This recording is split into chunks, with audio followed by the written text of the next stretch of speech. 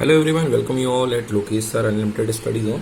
और हम अगला टॉपिक अपना स्टार्ट कर रहे हैं and with the name atomic structure. इसके पहले हमने चैप्टर नंबर 1 कंप्लीट कर लिया है, जिसमें हमने लॉज ऑफ केमिकल कॉम्बिनेशन पढ़े थे। Now we starting the next chapter that is with the name atomic structure. तो actually we starting this chapter with the Dalton theory. मतलब इसमें हम सबसे पहले पढ़ेंगे कि एटम का स्ट्रक्चर कैसे होता है।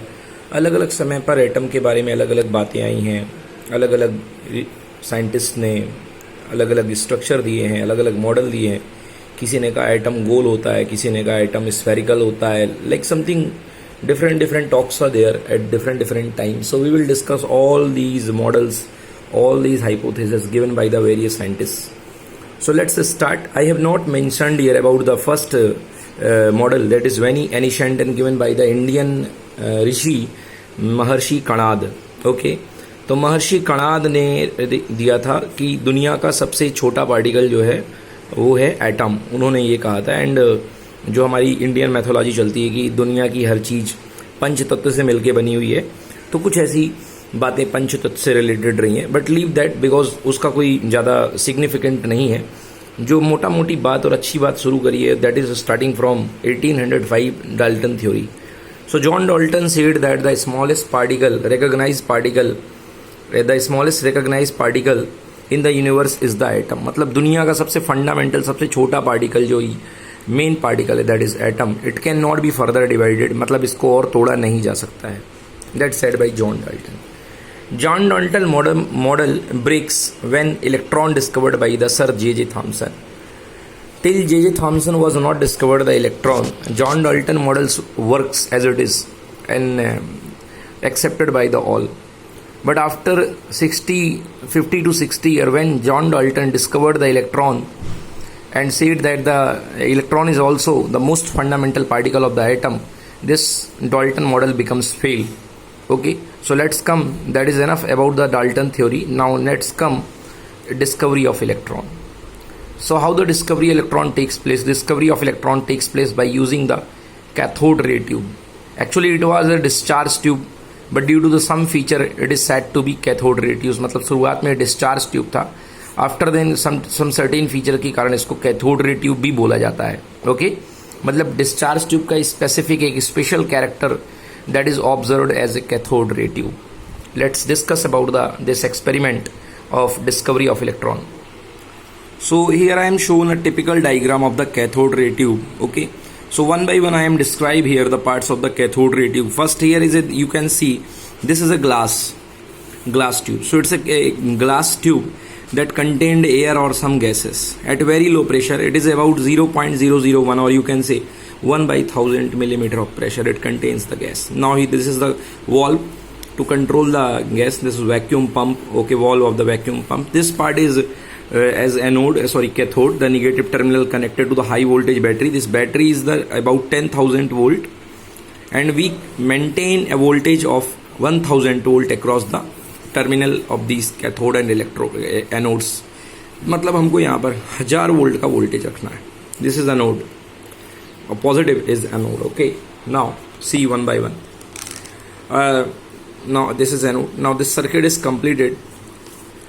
Whenever you applied the 0.001 millimeter of pressure, okay, and apply a voltage of 1000 volt, some rays are emitting from here. यहाँ से कुछ किरणें निकलती हैं, and travel.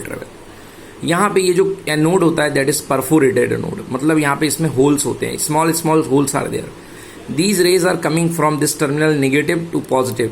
Obviously अगर नेगेटिव से पॉजिटिव चल रही है मतलब ये कैसी होंगी, ये चार्ज पार्टिकल से मिलके बनी होंगी एंड डेफिनेटली इनमें नेगेटिव चार्ज होगा because as they are moving towards the positive terminal, so they contain the negatively charge. Mean some particles are there who are traveling in a straight line and going towards the positive terminal and strike after getting impacted on this perforated anode. इस perforated anode पे, perforated मतलब बीच में holes रहते हैं, ऐसे एक पट्टी रहती है एनोड की, small holes are here, so they get entered by this hole and after then there is a glass tube over that inside polish of zinc sulphide is made. इसके अंदर यहाँ पे जिंक सल्फाइड का polish होता है that is called fluorescent screen. So fluorescent screen से टकरा करके they producing fluorescence. What is fluorescence? झिलमिलाहट. ओके, सम झिलमिलाहट इज देयर, तो फ्लोरोसेंस क्रिएट करते हैं. So in this way we can get the idea that some rays are there because क्या, क्योंकि फ्लोरोसेंस हो रहा है मतलब कोई ना कोई आया है, टकराया है और कुछ ना कुछ मिला है, तो इसका मतलब यहाँ पे रेज है. So this greenish yellow glow मिलता है यहाँ पे आपको, greenish yellow, because zinc sulphide जो सेंसिटिव लेयर होती है that is photo sensitive plate produces the greenish yellow glow और can say fluorescence. Okay, and the name of this battery is called induction coil or high voltage battery, about 10,000 volt. Let's see some more elaboration to this diagram. Here, come here, you see, I'm talking about this electrode, that is cathode. Cathode is here in a large big way, and electron are emitting, and the rays containing the electrons is called cathode ray. So cathode ray is simply the ray containing electron. Okay, so it is the intense beam of electrons, okay, traveling from negative terminal to the positive terminal, get strike down this perforated cathode anode and get entered from these tiny holes, and after then it strikes with this fluorescent screen of zinc sulfide and create the fluorescent spot over the screen of zinc sulfide. This means some particles are traveling from the cathode and coming to the anode. These particles are, after the experiment, named as electrons, and the ray is called cathode ray. Okay, so initially we have applied here the voltage is 1000 volt. Okay, so this is negative terminal, positive terminal. This is over about this experiment. Okay, so some notable things are the anode should be perforated. After then screen is here. Over that there is a fluorescent screen is placed. उस पे zinc sulphide का polish रहेगा. Okay students, now some properties of cathode rays. As we have seen this experiment, इस experiment को देखने के बाद definitely we have some conclusion regarding this. Let's see what the conclusions are. Okay, so the conclusions are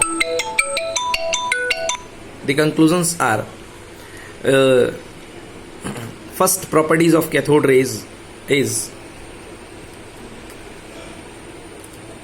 the cathode rays are made up of the particles, and definitely they are negatively charged. Why? As the particles are moving towards the positive terminal, so surely they are negatively charged. Second, they travel in a straight line. How we can get this? The particle are travel in a straight line as we get the shadow of some opaque particle. If I place here some opaque, अपारदर्शी opaque obstacle मैं रख देता हूँ यहाँ पे, तो we will have here what shadow of this one, उसको किसी भी ऑब्जेक्ट का हमको शेडो यानी छाया मिलता है, तो by the shadow effect we can realize that these particles are moving in a straight line. They possess kinetic energy. How we can realize this? The particle possess kinetic energy. As you place here a flywheel, चक्री रख देंगे, the flywheel continuously rolls on, and we get that idea that the particle possess kinetic energy. Fourth point, they are made up of the small particle. Obviously these particles are very very small. Next, they are deflected in magnetic field. We know, as we have learned in class 10th, that electron or electronic particle get deflected from the magnetic field by the Fleming left hand rule. हम उस पर देखे थे कि उस पर force काम करता है. So by that way we can say कि जो अगर आपका रेज यहाँ से निकल रहे हैं, उन रेज पे आप मैग्नेटिक फील्ड यदि एक्ट कराएंगे तो they get deflected. Okay, so this thing we can get, this idea we can get that these particle can deflected by the applying magnetic field. Next, so we just see that they are deflected by the magnetic field. They produce fluorescence. Obviously we have seen that fluorescence is here created by these particles, so they produce fluorescence. Next, coming, cathode rays cause ionization. Yes, this is very important result, that cathode rays cause ionization. अब आपका question बनेगा sir ionisation कहाँ से आ गया इसमें? तो as we have seen some gases are here, as some pressure is here, no pressure, no gas, but here pressure 1 by 1000 millimeter of mercury, so some gases, obviously some gases are here. जब ये electron चलते हैं तो on the way they strike with the atoms of the gas, तो atoms of the gas से strike करते हैं और उनको आयोनाइज कर देते हैं, मतलब पॉजिटिव और नेगेटिव पार्ट में तोड़ देते हैं. It means the cathode rays having ionizing property, ionise कर देते हैं. Next very important line it is, ये आप लोग के लिए नया है और शायद थोड़ा कम समझ में आएगा. The cathode rays produces X rays. X rays, what is X-rays? X-rays means when fast moving cathode rays strike on a metal target of heavy atomic mass. अगर आप इस कैथोड रेज को यूज करके, ये जो कैथोड रेज यहाँ से बना है, इसको आप यहाँ से निकाल करके इसके रास्ते में कोई हाई एटॉमिक मास का एक मेटल रख दीजिए, लाइक आयरन रख दीजिए, तो उससे टकराने के बाद कैथोड रेज, सपोज ये मेरा पेन है, it's a metallic sheet. So after getting out from here, if the ray is striking on this metallic pen, then some another ray is produced, that is called X-ray. तो X-ray produce करती है ये cathode ray. Cathode ray having the ability to produce X-ray. Okay. Moving cathode rays strike on a metal target on heavy atomic mass. The name of, okay. So यहाँ से conclusion निकला कि जो cathode ray है वो बहुत छोटे छोटे पार्टिकल से मिलकर बनी हुई है. The name of the individual particle of the cathode ray is given electron. So as you know, Thomson, J Thomson has created this experiment and he give the name of the particle, fundamental particle, as electron. Now one question is there, हम कैसे मान ले कि ये electron एक fundamental particle है? ये बहुत अच्छा इंटरेस्टिंग क्वेश्चन है और आपको बहुत कुछ सिखा करके जाएगा कि how we can accept that electron is the fundamental particle of the all the atoms. चलिए देखते हैं इसको. देखिए, हमारे पास दो बातें हैं. एक, हमारे पास यहाँ पर हमने कैथोड का मटेरियल यूज किया है, means metal of the cathode, and दूसरा हमने गैस यूज करी. तो हम दो चीजों को बदल सकते हैं. Either we can change this metal of the cathode, यहाँ पे कैथोड का मटेरियल बदल सकते हैं और दूसरा गैस बदल सकते हैं. Let's see effect of this. So on changing the gas और electrode material, the properties of the cathode rays remain same. Yes, यही है मेन बात. आप इस एक्सपेरिमेंट में आइदर गैस चेंज कर दीजिए, कोई फर्क नहीं पड़ेगा, कोई भी फर्क नहीं पड़ेगा रत्ती भर का. और अगर आप इसके कैथोड का मटेरियल पहले आयरन था, अब जिंक लगा दो, कुछ भी जो लगाना हो आप लगा दो, कार्बन लगा दो, there will be no change on the property of these particle that emits on from left to right. There is no change, entire there is no change. Means ये क्या है? जो कुछ भी करने पर ना बदले उसी को तो बोलते हैं फंडामेंटल. जैसे दुनिया के सभी लोगों का खून, ब्लड रेड कलर का है, so that is fundamental, that is the characteristics. Okay, so like this here, on changing the gas और electrode material, the property of cathode rays remains same.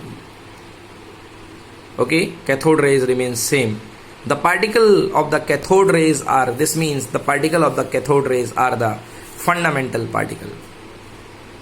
अब उसके बाद जे थॉमसन ने electron का specific charge निकाला.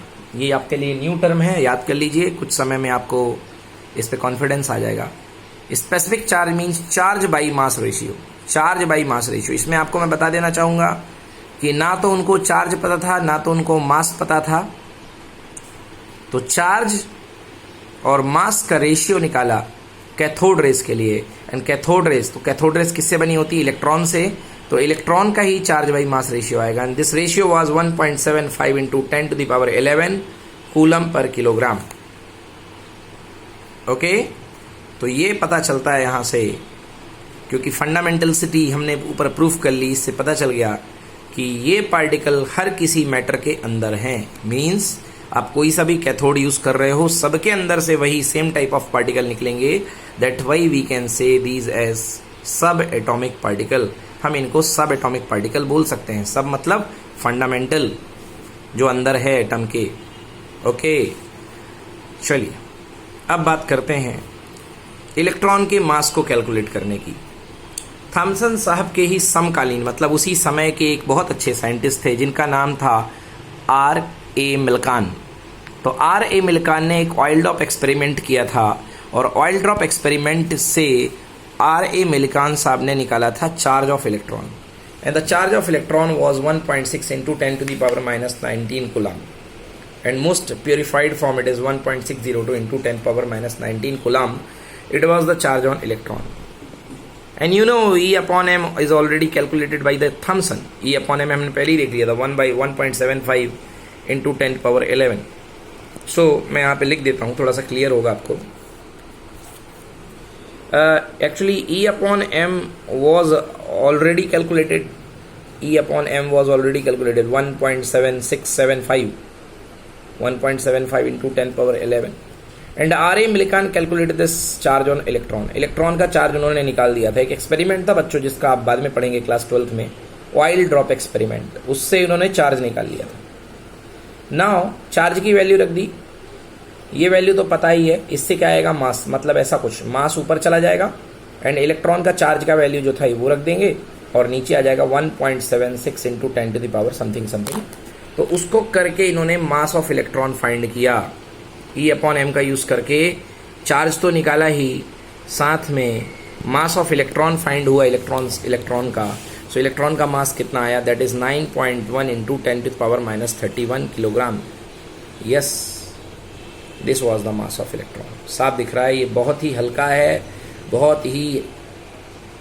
बहुत कम wait का, कम मास का सब एटॉमिक पार्टिकल है इलेक्ट्रॉन.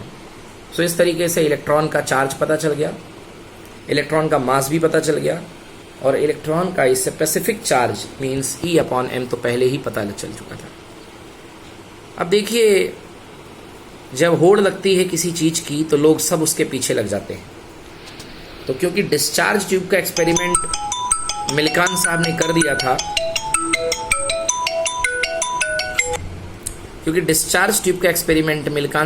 दिया था, उसके बाद पूरे तरीके से सभी लोग डिस्चार्ज ट्यूब के एक्सपेरिमेंट करने में लग गए कि मैं कुछ अलग ढूंढूं. कोई प्रेशर बदल रहा था, कोई प्रेशर को बढ़ा रहा था, कोई घटा रहा था. अलग अलग तरीक़ों से सभी लोग एक्सपेरिमेंट कर रहे थे डिस्चार्ज ट्यूब का. इसी श्रेणी में, इसी कतार में लगे हुए थे कौन, E. गोल्डस्टीन. अब गोल्डस्टीन इसी एक्सपेरिमेंट को करते हैं और एक नया पार्टिकल एक नया पार्टिकल डिस्कवर करके बताते हैं, that is called proton. So Goldstein discovered proton. तो डिस्चार्ज ट्यूब लिया, और डिस्चार्ज ट्यूब मतलब यही ट्यूब था, और इस डिस्चार्ज ट्यूब में इन्होंने दो परिवर्तन किए. क्या परिवर्तन किए, फर्स्ट, गैस प्रेशर पहले 10 की पावर -3 था, उसको इंक्रीज करके कर दिया 10 की पावर -1 mm, मतलब बढ़ा दिया गैस प्रेशर. एंड एनोड जो कैथोड था उन्होंने ले लिया. अब पिछले बार एनोड परफोरेटेड लिया था, इस बार कैथोड परफोरेटेड ले लिया. मतलब आप समझिए, इस वाले कैथोड को परफोरेटेड मतलब बीच बीच में होल्स ले लिए. इस बार एनोड सही था, एनोड अच्छा था, इस बार कैथोड परफोरेटेड ले लिया. So he has taken the perforated cathode. ये दो अमेंडमेंट्स बदलाव किए. And after then he performed experiment, same experiment. Now what happened this, now colored rays are from positive to negative are traveling, and these are called anode rays or canal rays. This time the rays are traveling from positive to negative. Previously the rays are traveling from negative to positively, but this time the rays are traveling from positively to negative terminal, and these are called anode rays or canal rays. Okay, so these rays are called anode rays or canal rays. Now how the rays are traveling, why these rays are created, let's answer all these questions in the coming segments. So my dear student, you can see here I have the anode and here is the cathode. Cathode is perforated, means there are some small holes.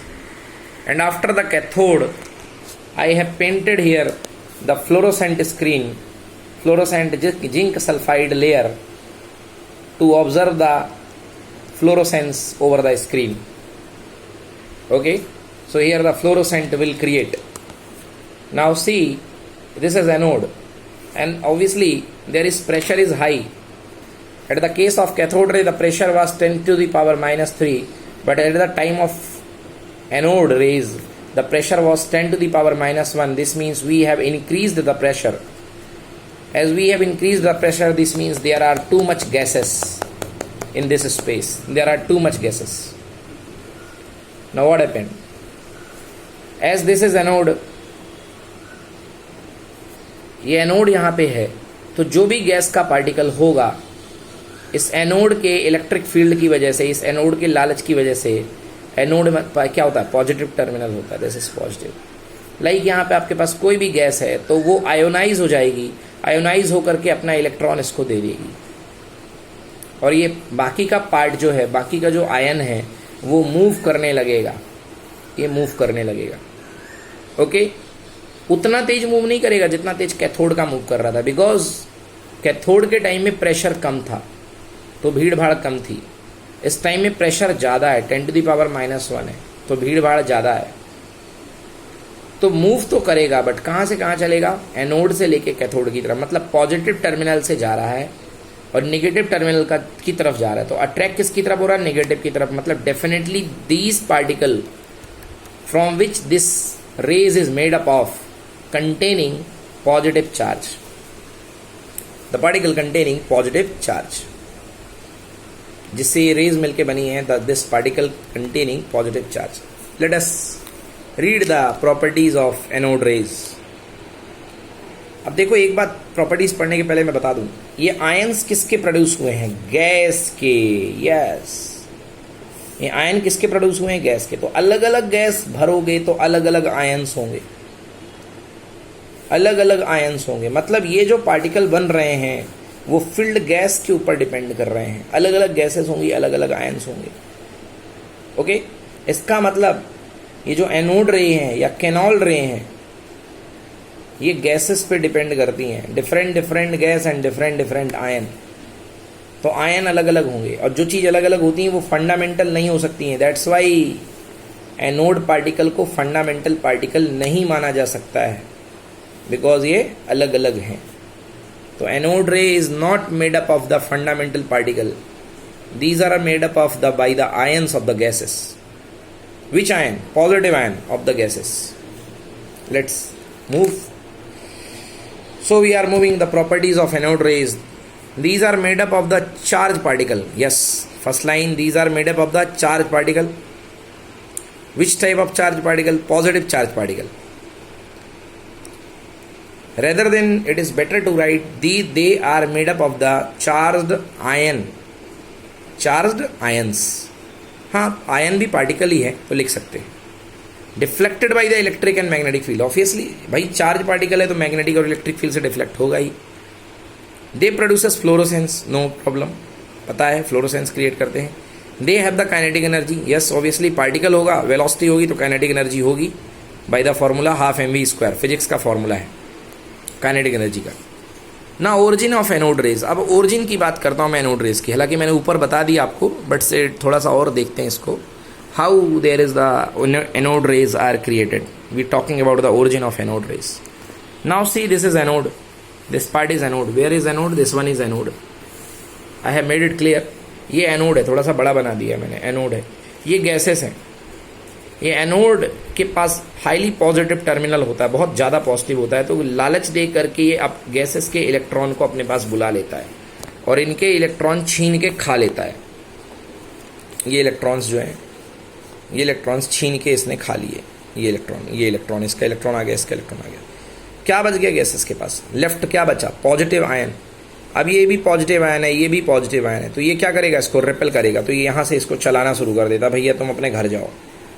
ये चलते जाएंगे, और यहाँ पे attract करने के लिए कौन बैठा हुआ था? Cathode, perforated cathode. तो जाके कैथोड, और पीछे क्या लगी थी? लेयर। इस तरीके से ये बात होती है। Okay, so what happened? We seen what is origin of anode rays? Actually origin of anode rays किससे बनती है? एनोड रेज बनती हैं गैसियस आयन से। किससे बनती हैं? गैसियस आयन से, जो कि डिफरेंट डिफरेंट गैस के लिए डिफरेंट डिफरेंट होते हैं। मगर कैथोड रेज किससे बनती थी? इलेक्ट्रोड से बनती थी। कहाँ? यहाँ बनती थी कैथोड रेज, जो इलेक्ट्रोड लगा हुआ था। देखो लास्ट में मैंने क्या पढ़ा, yes this one. Cathode rays electrode से निकलती थी, इलेक्ट्रोड की वजह से बनती थी, बिकॉज इलेक्ट्रॉन निकलता था। और ये किससे बन रही है? ये आयन से बन रही हैं। Okay, but anode rays gaseous ion से बनती हैं। Anode rays are made up of the gaseous ion, that's why anode rays ions are different different. तो अलग अलग गैसेस के लिए अलग अलग एनोड रेज बनेगी। Anode rays X rays produce नहीं करती हैं। Yes, anode rays can not produce X ray because fast moving नहीं होती हैं। They depend on the nature of the gas taken. Yes, obviously कई बार बताया मैंने, एनोड रेज जो बनती हैं वो गैस के नेचर पर डिपेंड करती हैं। Okay, next, anode rays are not made up of proton. हाँ, बहुत सारे बच्चे सोचते हैं कि एनोड रेज पॉजिटिव पार्टिकल से मिलकर बनी होती है। देखो, पॉजिटिवली चार्ज पार्टिकल होता है बट प्रोटॉन नहीं होता है। प्रोटॉन तभी होगा जब आप हाइड्रोजन गैस लोगे, ओनली हाइड्रोजन गैस लोगे, तब के टाइम में प्रोटॉन होगा। ओके, बट आप ये सोचो कि एवरी टाइम प्रोटॉन रहता है, नो, बिल्कुल नहीं।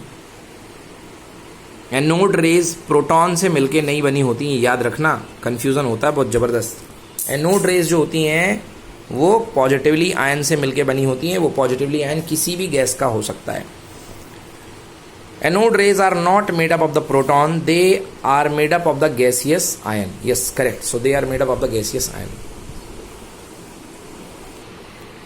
Next is charge to mass ratio of the anode raise.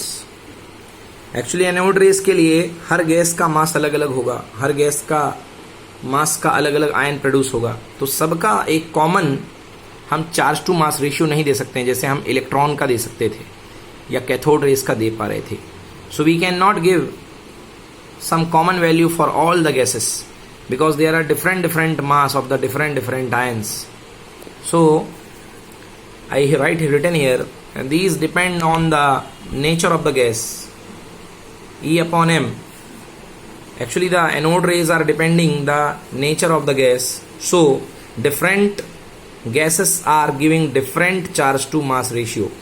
Okay, और different charge to mass ratio है, तो क्या हम anode rays के particle को क्या हम fundamental मान सकते हैं? नहीं, fundamental वही चीज होती है जो दुनिया में सर्वत्र सर्वदा पूरे ब्रह्मांड में एक ही हो, जिसका कैरेक्टर एक ही हो, बट यहाँ पे कैरेक्टर बदल रहा है, इस वजह से इसको सही नहीं मान सकते हैं।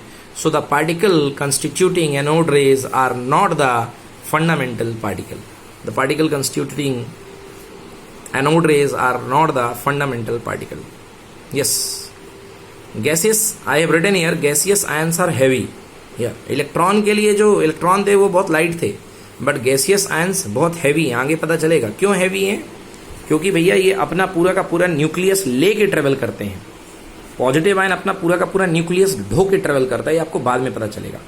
बट इलेक्ट्रॉन बगैर न्यूक्लियस के ट्रेवल करता है, तो वो बहुत फास्ट मूविंग होता है, बट ये उतने फास्ट मूविंग नहीं होते हैं। Okay, note, in case of hydrogen anode rays are made up of proton. Yes, important, if you taking the hydrogen gas inside this tube, then after getting fetch out this electron, इस electron को बाहर निकालने के बाद anode के पास जो electron निकल जाएगा, उसके बाद जो बनेगा वो जो आयन बनेगा, that is positive hydrogen ion, and that is called proton. That is called proton. See here, this is the hydrogen.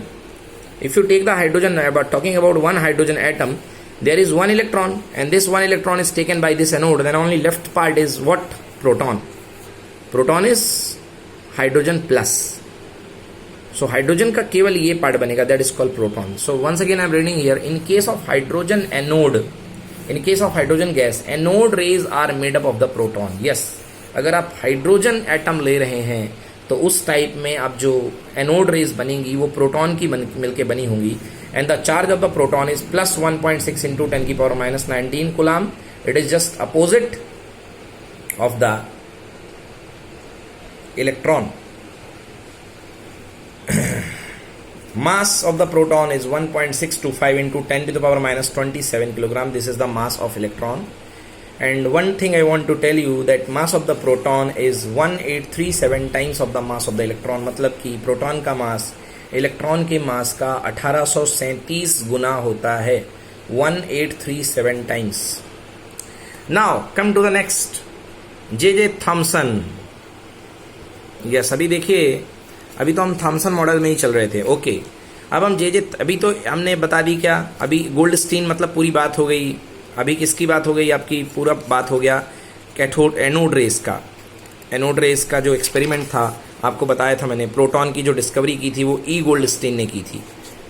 इसी एक्सपेरिमेंट के थ्रू अभी कैथोड रेस देखा, एनोड रेस देखा. अब आइए नेक्स्ट, और बढ़ते गए कदम आगे की तरफ और आते हैं J.J. थॉमसन. ओके,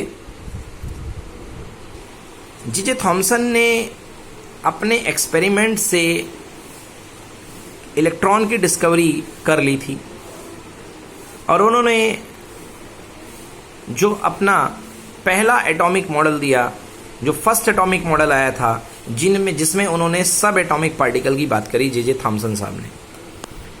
क्योंकि इसके पहले आए थे कौन, डाल्टन साहब.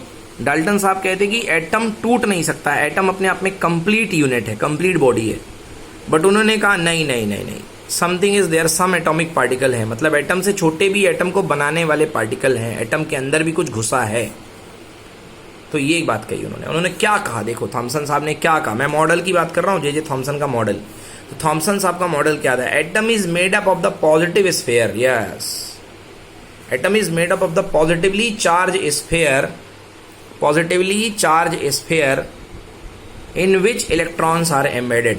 अच्छे से लिख लेना, atom is made up of the positively charge sphere in which electrons are embedded, मतलब जिसमें इलेक्ट्रॉन्स फंसे होते हैं, इलेक्ट्रॉन्स अंदर धसे हुआ करते हैं. This was the J.J. Thompson model. See how, ये मैंने एक डायग्राम बनाया है. This is like watermelon. You can see this watermelon, this red part is called positively sphere. The red part you can see, but यहाँ पे मैंने black बनाया है. So this most common black part is called red pulp, is positively sphere. Over that, उसके अंदर ये negatively जो particle हैं, ये बीज के जैसे घुसे होते हैं, like seeds. So these negative charge particles are what? These negative charge particles are electron, as said by the Thomson that जिस तरीके से तरबूज में बीज घुसे होते हैं, ठीक उसी तरीके से एक स्फीयर होता है पॉजिटिवली चार्ज पार्टिकल का, पॉजिटिवली चार्ज, उसके अंदर नेगेटिवली चार्ज पार्टिकल घुसे होते हैं. हाँ, ये बात जरूर उन्होंने बताई कि जितने पॉजिटिवली चार्ज पार्टिकल होते हैं उतने नेगेटिवली चार्ज पार्टिकल होते हैं. सी, इसका क्रॉस सेक्शन देखेंगे तो it is looking like this. But परेशान मत होना, मैंने प्लस ज़्यादा बनाए हैं, इलेक्ट्रॉन कम बनाए हैं.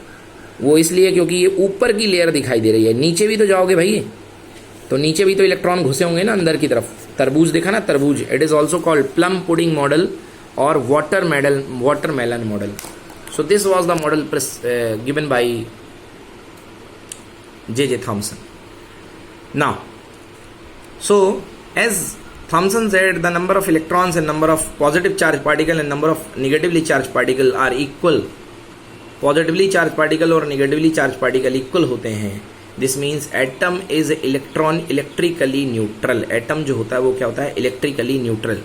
This means positively charged particle क्या बन गए, proton. The number of proton equal to number of electron. Yes, दोनों equal होते हैं, number of proton equals to number of electron. Now we talking about the why this model fails. अब इस हम model के फेलियर की बात करते हैं. अब इस मॉडल के हम फेलियर की बात करते हैं. तो इस मॉडल को फेल करने वाले कौन आए थे, इस मॉडल को फेल करने का पूरा जिम्मा उठाया था अर्नेस्ट रदरफोर्ड ने. 1890 के पास अर्नेस्ट रदरफोर्ड ने इस मॉडल को, अपने मॉडल को प्रोड्यूस किया और उनके आते ही ये उस मॉडल की, थॉमसन साहब के मॉडल की धज्जियाँ उड़ गई. रदरफोर्ड साहब करते क्या थे, रदरफोर्ड साहब की एक लैब थी जिसमें वो रेडियो एक्टिव पार्टिकल के बारे में एक्सपेरिमेंट करते थे और वहीं से उनकी अर्निंग होती थी. तो रदरफोर्ड साहब के काफ़ी सारे चेले चपाटी थे जो उनकी लैब में एक्सपेरिमेंट करते थे. कौन से एक्सपेरिमेंट, रेडियो एक्सपेरिमेंट, मतलब रेडियो एक्टिव एक्सपेरिमेंट. यही पार्टिकल वाले, अल्फ़ा बीटा गामा पार्टिकल को लेके एक्सपेरिमेंट करते थे। अब मैं आपको बता दूं, एक अल्फ़ा पार्टिकल होता है। अल्फ़ा पार्टिकल एक ऐसा पार्टिकल होता है जिसमें चार्ज होता है +2 एंड जिसमें मास होता है 4 यूनिट। मतलब अल्फ़ा पार्टिकल का जो मास होता है वो मास ऑफ प्रोटॉन का 4 यूनिट हुआ करता है। बच्चों कुछ चीज़ें नई हैं आपके लिए, आपको बिल्कुल उनको मन में एज इट इज़ रख लेना पड़ेगा। थोड़ा सा मजबूरी मेरी भी है क्योंकि उतना डेप्थ में मैं नहीं जा सकता हूँ, आपको समझा सकता, बिकॉज क्लास 12th भी आ जाएगी उसमें और बहुत बड़ी बड़ी बातें हो जाएंगी। तो आप अभी रट लो अल्फ़ा पार्टिकल क्या होता है। अल्फ़ा पार्टिकल एक ऐसा पार्टिकल होता है जिसमें 2 पॉजिटिव चार्ज होता है और 4 उसका जो मास होता है that is 4 times of the mass of proton, that is you can say 4 AMU। एक प्रोटॉन का मास होता है 1 AMU, तो 4 प्रोटॉन का मास कितना होगा 4 AMU। तो 4 प्रोटॉन के मास के इक्वल इसका मास हुआ करता है, दैट इज हैवी पार्टिकल। ये एक हैवी पार्टिकल होता है, बहुत मजबूत पार्टिकल होता है। तो ये देखो वो एक्सपेरिमेंट है जो रदरफोर्ड के ने किया। जिस एक्सपेरिमेंट को, ये रेडियो एक्टिव सोर्स है, रेडिएशन सोर्स है, रेडियम बोलते हैं इसको। इसमें से रेडिएशन निकलते हैं। इन्होंने क्या किया कि यहाँ से रेडिएशन की एक इंटेंस बीम क्या होती है जिसमें बहुत सारे छोटी छोटी रेज होती हैं, पार्टिकल होते हैं, बहुत सारे ढेरों पार्टिकल होते हैं। तो एक इन्होंने यहाँ से रेज भेजी, किसके ऊपर भेजी यार, ये सोने की, गोल्ड की फॉइल है, गोल्ड की फाइल है। और ये पीछे क्या लगी हुई है मालूम, ये लगी हुई है फ्लोरोसेंट स्क्रीन। तो जैसे गोल्ड की फाइल भेजी तो भाई अल्फा पार्टिकल कैसा चार्ज है, पॉजिटिव। अल्फा पार्टिकल कैसा चार्ज है, पॉजिटिव। अब थॉमसन साहब क्या बता करके गए थे, थॉमसन साहब ये कह के गए थे कि एटम जो होता है वो पूरे पूरे पूरे पूरे पूरे पॉजिटिवली स्फेयर होता है। अगर ये इसका एटम पूरा पॉजिटिवली स्फेयर होता तो ये पॉजिटिव इस पॉजिटिव को क्या करता, रिपेल करता, इसको वापस भेजता। बट हो क्या रहा था, 99% पार्टिकल जो हैं क्रॉस करके निकल गए। बहुत सारे पार्टिकल सीधे निकल गए बिना कुछ करे। मतलब ये बीम बहुत सारी आ रही थी एक्चुअली ऐसी, तो बहुत सारे पार्टिकल सीधे निकल गए क्रॉस करके। Okay, and only 20,000 alpha particle आपने छोड़ी हैं, तो एक ही अल्फा पार्टिकल वापस लौट करके आता है। 1% पार्टिकल इधर उधर रैंडम डायरेक्शन में चले गए, कहीं इधर आ गया, इधर कोई आ गया, एंड ओनली 20,000 में से एक पार्टिकल वापस आया। ये देख करके सब हैरान हो गए भैया। हैरान इसलिए हो गए क्योंकि थॉमसन साहब ने बोला था कि ये तो सब कुछ इसमें पूरा पॉजिटिवली स्फेयर है, तो इस तरीके से सारे पार्टिकल को इधर उधर भागना था। बट सारे पार्टिकल, मैक्सिमम पार्टिकल सीधे निकल गए, अनडेविएटेड। इससे नए नए कंक्लूजन निकले।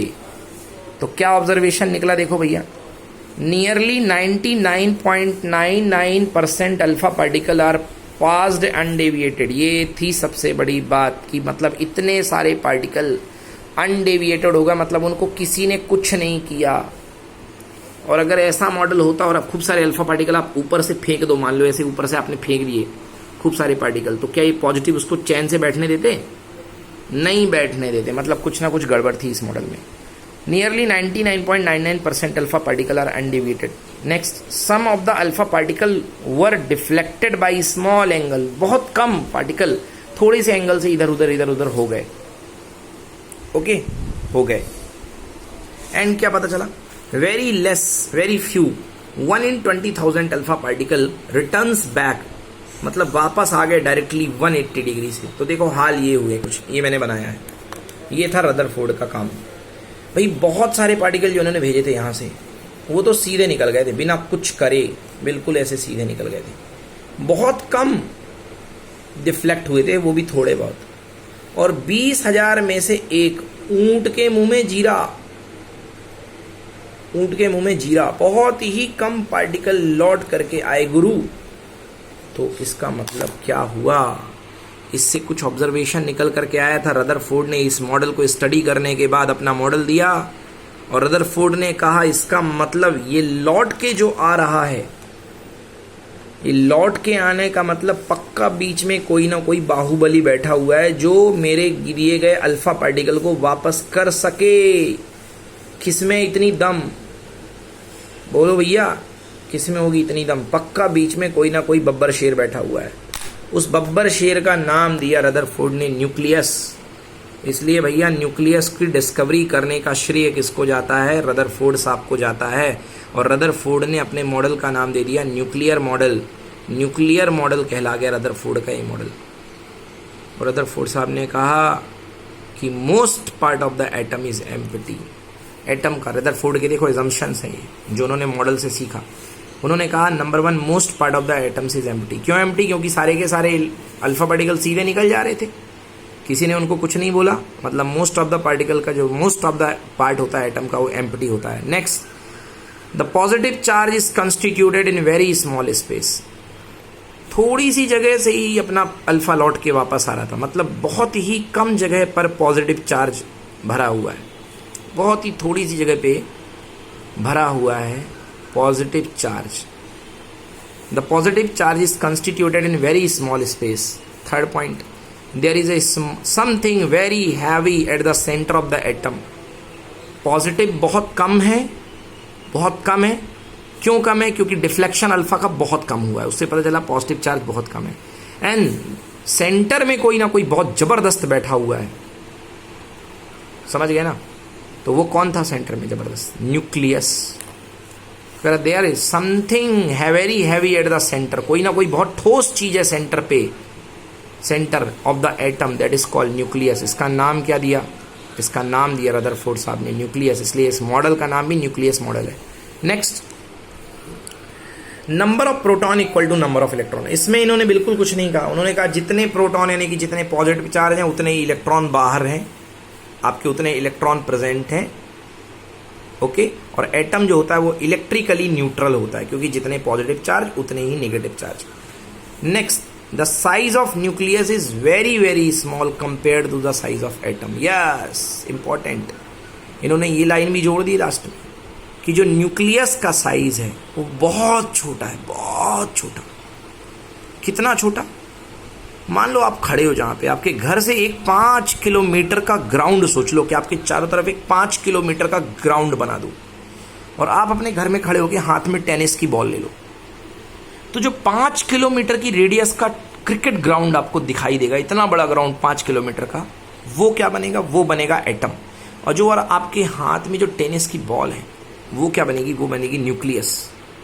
मतलब न्यूक्लियस साइज का 1,00,000 गुना होता है atomic size. If atomic size is 10 की पावर 10 मीटर ऑर्डर का होता है, तो न्यूक्लियस साइज इज 10 की power -15 metre. This means atomic size is 1,00,000 times of the size of the nucleus. Sixth observation दिया जो बहुत जबरदस्त था, वो था electron revolve in closed circular orbit around the nucleus. मतलब न्यूक्लियस के चारों तरफ इलेक्ट्रॉन कंटिन्यूअसली गोल गोल गोल गोल गोल गोल गोल गोल चक्कर लगाता रहता है, ठीक उसी तरीके से जैसे कि सन के चारों तरफ अर्थ चक्कर लगाती है। इसलिए इसका मॉडल का नाम सोलर सिस्टम मॉडल भी बोल सकते हैं। उन्होंने कहा बिल्कुल सोलर सिस्टम की तरह इलेक्ट्रॉन प्रोटॉन के न्यूक्लियस के चारों तरफ, नॉट प्रोटॉन, न्यूक्लियस के चारों तरफ चक्कर लगाते रहते हैं इलेक्ट्रॉन। अब आप सवाल करते होंगे, देखिए एक सवाल आपके मन में आता होगा कि सर इलेक्ट्रॉन चक्कर लगा रहा है, क्यों लगा रहा है चक्कर? ये प्रोटॉन है। नेचुरली सी बात है सर, प्रोटॉन का चार्ज पॉजिटिव होता है, इलेक्ट्रॉन का नेगेटिव होता है, तो प्रोटॉन को इसको अपने तरफ खींच लेना चाहिए। मतलब एक दिन आना चाहिए कि मिल जाएंगे, चिपक जाएंगे दोनों। तो होता क्या है यार, जिस फोर्स से प्रोटॉन, जैसे अर्थ है ना, अर्थ भी क्यों नहीं मिल जाती सन से? सन फोर्स तो लगा रहा है, मगर सन उस फोर्स का काम इसको अपने तरफ खींचने में ना करके इसको घुमाने में करता है। मतलब इन दोनों के बीच का इलेक्ट्रोस्टैटिक फोर्स जो है, वो इलेक्ट्रोस्टैटिक फोर्स ऑफ अट्रैक्शन जो है, वो खिंच ना करके घूमने के यूज में आता है। Means that force, this force, what is this force? Electrostatic force of attraction.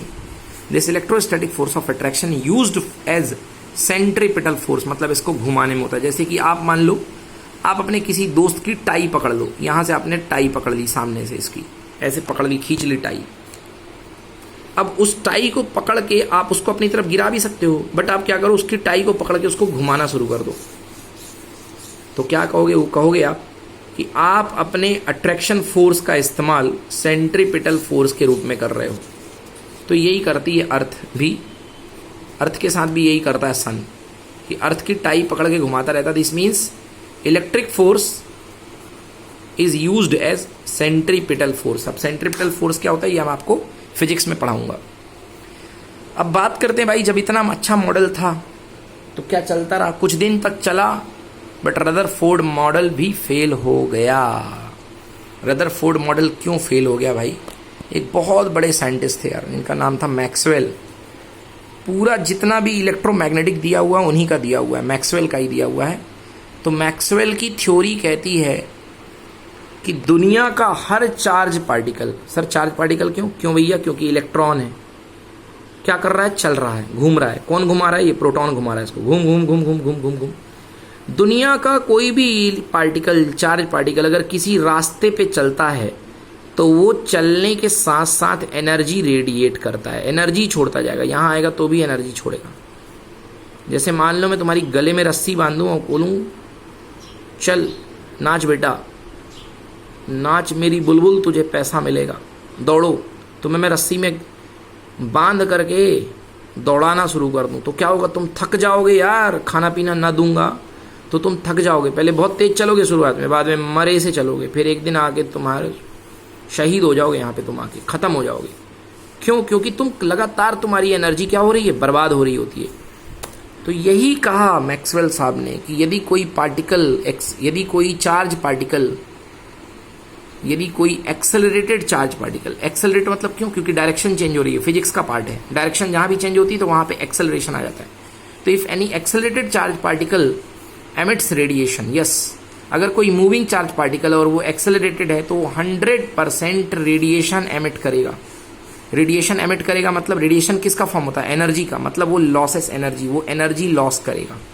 इस तरीके से होना क्या था, एनर्जी लॉस करते करते करते करते करते करते एक दिन इसे या तो थक जाना था या तो रुक जाना था इलेक्ट्रॉन को। अगर इलेक्ट्रॉन रुक जाता तो भी उसका एग्जिस्टेंस खत्म हो जाता, या अगर ये आ करके इसके सेंटर पे न्यूक्लियस के ऊपर गिर जाता तो भी इसका एग्जिस्टेंस खत्म हो जाता। बट दोनों बातें नहीं हुई। So electron should collide with the nucleus and atom will be destroyed. होना तो ये था, अगर थॉमसन बोल गया, माफ कीजिएगा, रदरफोर्ड साहब, जनता जवाब चाहती है कि अगर इलेक्ट्रॉन घूमते घूमते थक जाए तो इसे एक दिन गिर जाना था या रुक जाना था, स्टेबल हो जाना था, क्योंकि एक्सेलरेट मोड में है, लगातार एनर्जी लूज कर रहा है, एनर्जी लूज करेगा, थक जाएगा, मर जाएगा। और जैसे वो थक जाएगा, जैसे वो मर जाएगा तो उसका एटम का एग्जिस्टेंस ही खत्म हो जाएगा। एटम से दुनिया बनी है, दुनिया ही खत्म हो जाएगी। रदरफोर्ड साहब जवाब दीजिए, अदालत इंतजार कर रही फैसले का आपके लिए। रदरफोर्ड साहब एक्सप्लेन नहीं कर पाए, स्टेबिलिटी ऑफ एटम को रदरफोर्ड साहब नहीं एक्सप्लेन करवाए। मैक्सवेल की दलील के सामने रदरफोर्ड चारों खाने चित्त हो गए। Okay, he can not explain the stability of the atom due to the Maxwell electromagnetic theory. Electromagnetic theory के आगे रदरफोर्ड के पत्तों की पोल खुल गई और ये मॉडल फेल हो गया। समझ गए जी? मतलब, और दूसरी बात एक और बताऊं मैं आपको, जब एटम का स्पेक्ट्रम लिया गया, अब स्पेक्ट्रम कैसे लिया गया वो एक दूर की बात है, बस तुम ये समझो कि एटम का स्पेक्ट्रम लिया गया तो एटम का स्पेक्ट्रम मिला कैसा? लाइन स्पेक्ट्रम, जिसको डिस्क्रीट स्पेक्ट्रम भी बोलते हैं। तो रदरफोर्ड साहब से पूछा गया कि अच्छा ये बता दीजिए कि ये डिस्क्रीट स्पेक्ट्रम किस वजह से मिल रहा है, इसके पीछे कौन है जिम्मेदार, क्यों डिस्क्रीट स्पेक्ट्रम मिल रहा है? तो रदरफोर्ड इस बारे में भी कुछ नहीं बता पाए, इसमें भी वो चुप हो गए। रदरफोर्ड साहब स्पेक्ट्रम के बारे में भी कुछ नहीं बता पाए, इसके एटॉमिक स्पेक्ट्रम के बारे में। तो ये सबसे बड़ी दो फेलियर थी। एक, मैक्सवेल की इलेक्ट्रोमैग्नेटिक थ्योरी के हिसाब से एटम का एग्जिस्टेंस फेल हो रहा है, उसको साबित नहीं कर पाए, और दूसरा स्पेक्ट्रम वाली बात नहीं बता पाए कि इसका स्पेक्ट्रम लाइन स्पेक्ट्रम क्यों निकल रहा है। ओके, इसका स्पेक्ट्रम लाइन स्पेक्ट्रम क्यों निकल रहा है ये भी बात नहीं बता पाए। अब आइए आगे देखते हैं, थोड़ी सी बात कर लेते हैं स्पेक्ट्रम की। स्पेक्ट्रम होता क्या है? चलो बच्चों, मान लो ये तुमने एक जार ले लिया, jar jar jar jar jar jar. अब इसमें जार में हाइड्रोजन गैस भर दिया आपने, भर दो भर दो भर दो भर दो भर दो। ये हाइड्रोजन गैस है। नीचे से आग लगा दी आपने, यू पुट, आग लगा दी, फायर, आग लगा दी। अब आग लगाने के बाद आपने यहां से व्हाइट लाइट दे दी, सूर्य की किरण। व्हाइट लाइट जानते हो ना, 7 कलर्स होते हैं, 7 कलर होते हैं। अब जब यहां से ये व्हाइट लाइट इस हाइड्रोजन की गैस के अंदर से गुजरी, तो बंधु मेरे प्यारे, व्हाइट लाइट में कितने कलर होते हैं शुरुआत में? 7 कलर होते हैं। जब यहां से निकली ये व्हाइट लाइट और इसका स्पेक्ट्रम लिया गया, जब वापस व्हाइट लाइट निकली और इसके सामने फिर प्रिज्म रख करके देखा गया, तो केवल 3 कलर मिले या 2 कलर मिले या 4 कलर मिले, बट पूरे के पूरे 7 कलर नहीं मिले। इसी को बोलते हैं लाइन स्पेक्ट्रम। मतलब कुछ लाइन तो प्रेजेंट थी और कुछ लाइन गायब थी। Few colours, random colour hydrogen gas लिए, कुछ फिक्स कलर गायब थे। नाइट्रोजन गैस लिए, उस समय पता चला ब्लू गायब हो गया, इंडिगो गायब हो गया, येलो आ गया, रेड आ गया, मगर कोई दूसरा गायब हो गया। तो इसको क्या बोलते हैं भैया जी? इसको बोलते हैं गुरु लाइन स्पेक्ट्रम। क्या बोलते हैं इसको? Line spectrum. अब ये स्पेक्ट्रम 2 टाइप का होता है, एक होता है एमिशन स्पेक्ट्रम, एक होता है एब्जॉर्प्शन स्पेक्ट्रम। ये मैं कभी और पढ़ाऊंगा। तो भैया यहाँ पे लाइन स्पेक्ट्रम मिला उनको, मतलब कुछ लाइंस गायब थी। इसके बारे में भी नहीं बता पाए रदरफोर्ड साहब और अंततः ये मॉडल भी फेल हो गया। तो आज की क्लास के लिए इतना ही। आपने बहुत अच्छे से पढ़ा और अगली क्लास में हम इसका अगला लेक्चर पढ़ाएंगे। आपका बेहतरीन बहुमूल्य समय देने के लिए बहुत बहुत धन्यवाद। हमें आज्ञा दीजिए। नमस्कार।